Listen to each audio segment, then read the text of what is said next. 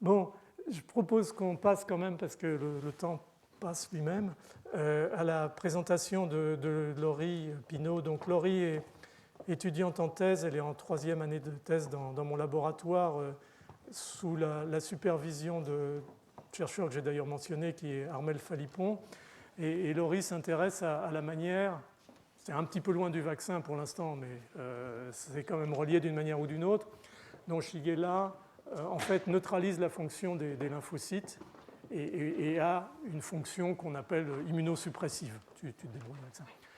Donc elle va vous montrer ce qui était un peu la règle jusqu'à présent, c'est comment elle met au point cette façon d'évaluer la manière dont la bactérie pathogène injecte des effecteurs dans les cellules du système immunitaire et bloque leur fonction. C'est ça, hein? D'accord. Merci. Alors, bonjour à tous.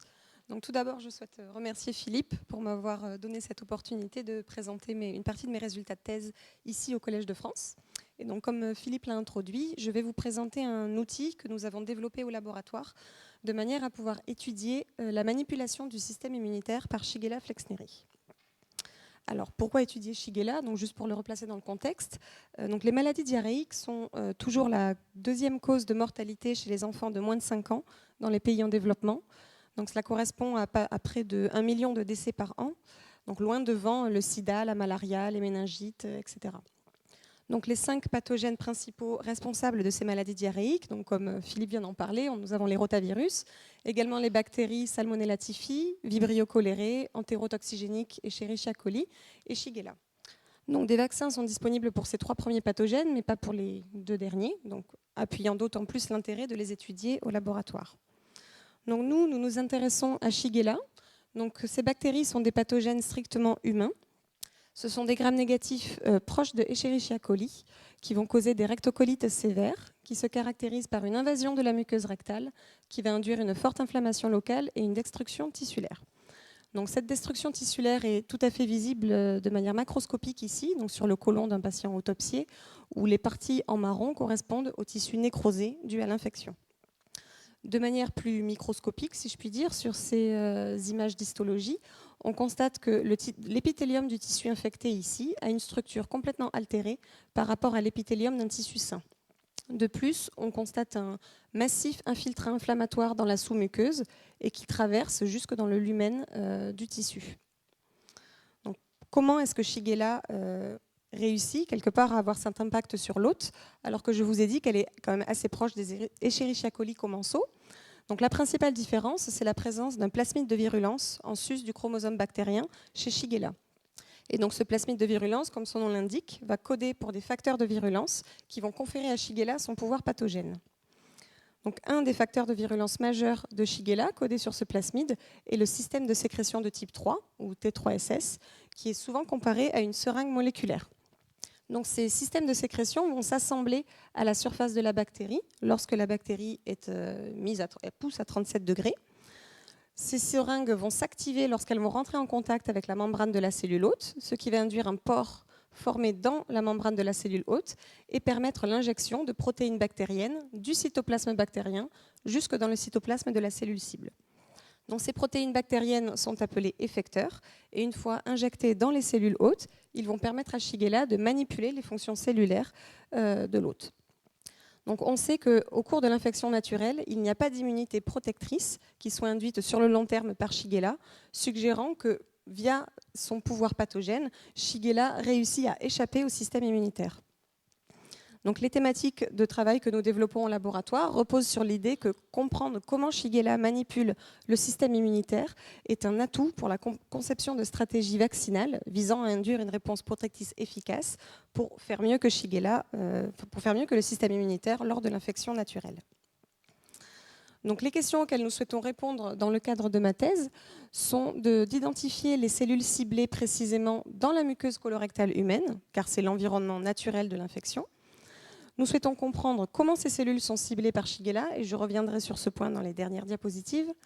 Et enfin, quel est l'impact de ce ciblage sur les cellules hôtes. Donc, pour pouvoir répondre à ces questions, nous avons décidé de développer un outil qui va nous permettre d'identifier les cellules ciblées par Shigella. Donc nous allons considérer que les cellules qui sont ciblées sont celles dans lesquelles Shigella va injecter des effecteurs via le système de sécrétion de type 3. Donc pour pouvoir identifier ces cellules, nous avons décidé d'utiliser des bactéries, Shigella, qui vont exprimer un rapporteur moléculaire qui va se composer d'un effecteur sécrété par le système de sécrétion de type 3 et fusionné à une enzyme, la bêta-lactamase. Donc lorsque cet effecteur va être sécrété par le système de sécrétion dans les cellules hôtes, l'enzyme bêta-lactamase va se retrouver sécrétée également. Et donc ce rapporteur moléculaire, on va pouvoir l'identifier grâce à des substrats de l'enzyme, colorimétriques ou fluorescents, comme vous allez le voir quand je vais vous décrire certaines des expériences qu'on a faites.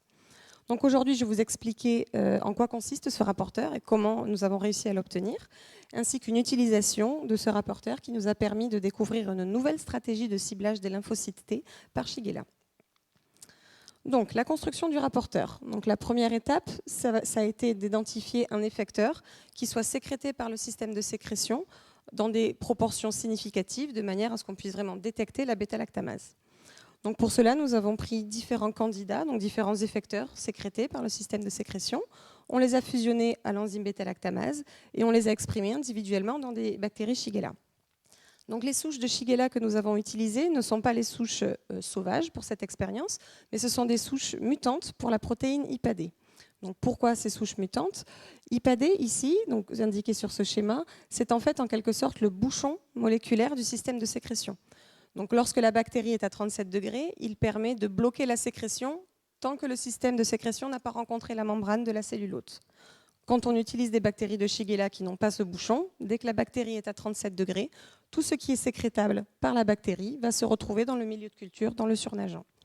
Donc on peut tirer parti de cette propriété des bactéries mutantes pour IPAD en récupérant les surnageants bactériens dans lesquels la bêta-lactamase aura été sécrétée et on incube ces surnageants avec un substrat colorimétrique de la bêta-lactamase.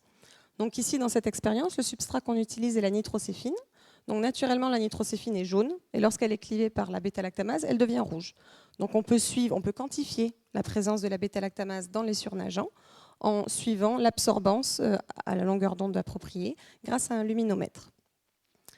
Donc ici, les résultats vous sont présentés en fonction, donc c'est l'augmentation de cette absorbance mesurée pour les différents effecteurs candidats que nous avons testés fusionnés à la bêta-lactamase.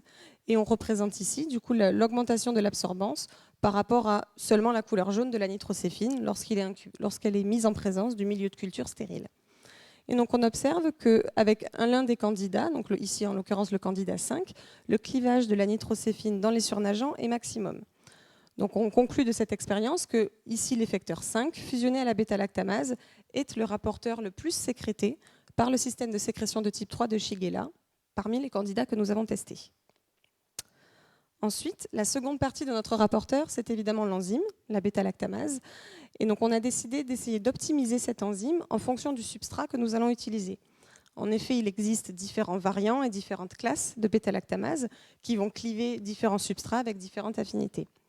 Donc le substrat qui va nous servir pour détecter l'injection dans les cellules hôtes par la suite, ce n'est pas un substrat colorimétrique comme la nitrocéphine dont je viens de vous parler, mais c'est un substrat fluorescent. Donc lorsque ce substrat va être clivé par la bêta-lactamase, on va pouvoir détecter l'émission d'une fluorescence bleue.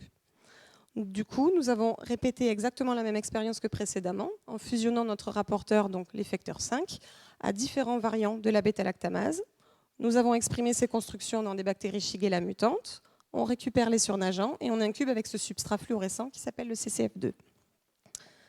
Donc ici, les résultats présentent le changement d'intensité de la fluorescence bleue lorsque le rapporteur 5 est fusionné à différents variants de la bêta-lactamase et on compare l'intensité de fluorescence par rapport au niveau de fluorescence que l'on obtenait initialement quand l'effecteur était fusionné à la bêta-lactamase classique qui s'appelle TEM1. Donc vous observez qu'il y a certains variants qui sont moins bons que la bêta-lactamase TEM1 pour cliver le substrat, mais nous avons réussi à identifier un variant, ici le variant 3, qui est 1,5 fois meilleur que la bêta-lactamase TEM1 pour cliver notre substrat d'intérêt. Du coup, maintenant nous avons notre rapporteur optimisé, donc qui correspond à un effecteur sécrété en proportion significative par le système de sécrétion de type 3 de Shigella, fusionné à une enzyme que nous avons trouvée comme étant optimale pour cliver notre substrat d'intérêt fluorescent. Donc, comme je vous ai dit, je voudrais maintenant juste vous présenter une utilisation qu'on a faite de cet outil, d'ores et déjà au laboratoire. à savoir une conséquence bien documentée de l'injection d'effecteurs dans les cellules hôtes et que cela résulte en l'invasion de cette cellule. Par exemple, ici, vous voyez pour une cellule épithéliale, cette image de microscopie électronique vous montre la surface de la cellule épithéliale avec Shigella qui est en train d'envahir. Donc en fait, Shigella a injecté ces effecteurs de système de sécrétion dans la cellule hôte. Certains de ces effecteurs ont remodelé le cytosquelette de la cellule de manière à induire ces larges mouvements de membrane que vous pouvez observer ici, et ce qui va résulter en l'internalisation de la bactérie. Cependant, il y a de plus en plus d'études qui suggèrent que l'injection d'effecteurs par le système de sécrétion pourrait ne pas nécessairement résulter en l'invasion de ces cellules. Et donc ces suggestions ont été faites principalement sur des cellules immunitaires, mais également sur des cellules épithéliales. Donc nous avons décidé, grâce à notre outil rapporteur de l'injection, d'enfin répondre à cette question, de savoir s'il pouvait y avoir injection d'effecteurs sans pour autant que la bactérie pénètre dans la cellule, ce qui serait une nouvelle stratégie de ciblage des cellules par Shigella. Donc pour cela, nous avons implémenté notre rapporteur en ajoutant l'expression d'une molécule de fluorescence rouge. Donc du coup, nos bactéries Shigella rapporteurs non seulement expriment notre rapporteur bêta-lactamase pour pouvoir détecter l'injection, mais ces bactéries sont aussi fluorescentes en rouge. Donc quand on se sert de ces bactéries fluorescentes pour injecter des cellules hôtes, on va pouvoir distinguer des cellules hôtes qui vont fluorescer en bleu car étant seulement injectées, de cellules qui vont fluorescer en bleu et en rouge car elles ont été injectées et envahies par la bactérie fluorescente. Donc nous nous sommes servis de ces bactéries rapportrices rouges pour infecter des lymphocytes T primaires humains, donc issus du sang périphérique. Ces lymphocytes T ont par la suite été incubés avec le substrat fluorescent CCF2 que je vous ai présenté précédemment. Et vous pouvez voir sur ces images de microscopie de fluorescence que l'on peut détecter des lymphocytes T fluorescents en bleu, mais également avec une Shigella intracellulaire rouge. Donc ici, ça apparaît en jaune par superposition des couleurs. Mais on observe également des lymphocytes T comme celui-ci, qui fluorescent en bleu, donc qui ont été injectés par Shigella, mais qui n'ont pas pour autant une Shigella intracellulaire rouge. Donc par cette expérience, nous avons vraiment confirmé l'hypothèse qu'il peut y avoir l'injection d'effecteurs dans les cellules hôtes sans pour autant avoir invasion par la suite, ce qui est une nouvelle stratégie décrite pour permettre à Shigella de cibler les cellules de l'hôte. Donc en conclusion, je vous ai présenté comment au laboratoire nous avons mis au point un rapporteur moléculaire nous permettant de détecter l'injection d'effecteurs de Shigella dans des cellules ciblées. Cet outil nous a d'ores et déjà permis de montrer qu'il existait une nouvelle stratégie de ciblage des cellules immunitaires, au moins les lymphocytes T, par Shigella, donc pas seulement les envahir, mais également seulement injecter des protéines bactériennes à l'intérieur. Et donc les perspectives de ce travail, ça va être dans un premier temps de chercher à savoir si ce mécanisme d'injection sans invasion est un mécanisme particulier aux interactions de Shigella avec les lymphocytes T, ou si c'est une stratégie globale que Shigella peut utiliser avec d'autres types cellulaires.